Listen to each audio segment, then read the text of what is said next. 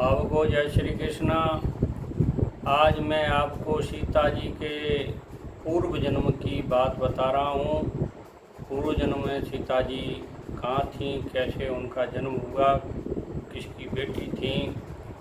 देखिए, कुशध्वज नाम के एक ऋषि थे।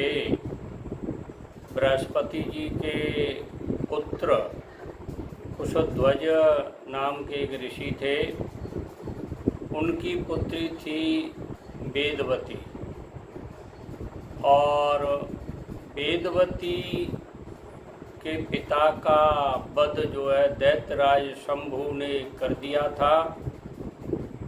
तो वेदवती की माता सती हो गई, पिता की मृत्यु हो गई, माता सती हो गई।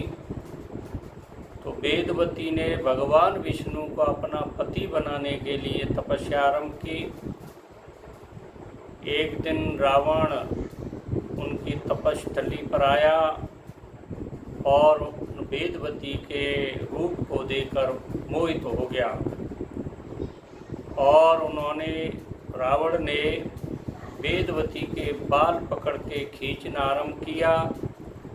तो वेदवती ने अपने बालों को काट लिया और रावण को श्राप दिया कि मैं तेरी मृत्यु का कारण बनूंगी। ऐसा कहकर वेदवती अग्नि में प्रवेश हो गई। उसके पश्चात वेदवती कमल से प्रकट हुई। तो रावण फिर कन्या को लेकर के अपनी लंका में आ गया। रावण के मंत्री ने उसके विचार करके, उसे देख करके कहा कि हे रावण, इस कन्या से तेरी मृत्यु का कारण होगा, इसको त्याग दे। तो यह सुनकर रावण ने उस कन्या को समुद्र में फेंक दिया, और वो कन्या जो है रेत में, मिट्टी में समा गई।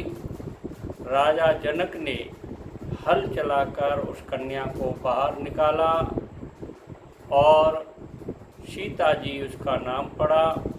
और सीता जी रामचंद्र जी के लिए ब्याही गई थी, शादी हुई थी, और 12 वर्ष तक उन्होंने अयोध्या में राम जी के साथ रही। और 13वें वर्ष में उनको वनवास हुआ, और वनवास से सीता जी को रावण अपनी लंका में ले गया, और रामचंद्र जी ने चढ़ाई करके रावण का वध किया। इस प्रकार सीता जी के पुनर्जन्म की कथा मैंने आपको बताई।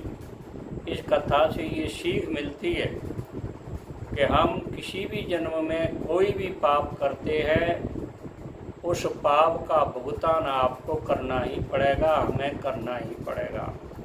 इसलिए पाप कर्म करने से बचें। पाप कर्म कभी छूटता नहीं है, उसकी भरपाई करनी पड़ेगी, चाहे किसी भी जन्म में करनी पड़े। कुछ लोग कहते हैं इस जन्म में तो मेरे चींटी को भी नहीं मारा, फिर भी इतना दुख देख रहा हूँ। तो देखिए, वो किस जन्म का पाप आप भोग रहे हैं आपको पता नहीं है। इसलिए पाप से बचना चाहिए। पाप कर्म नहीं करें, भलाई का कर्म करें, वो भी आपको किसी जन्म में सुख देगी। इसलिए मेरा निवेदन है सभी से कि पाप कर्म से बचें। जय श्री कृष्ण। हमारा चैनल अगर अच्छा लगा हो, ये बात अच्छी लगी हो, तो इसको सब्सक्राइब करें, लाइक करें और शेयर करें, ताकि और भी अच्छी जानकारी मैं दे सकूं। जय श्री कृष्ण।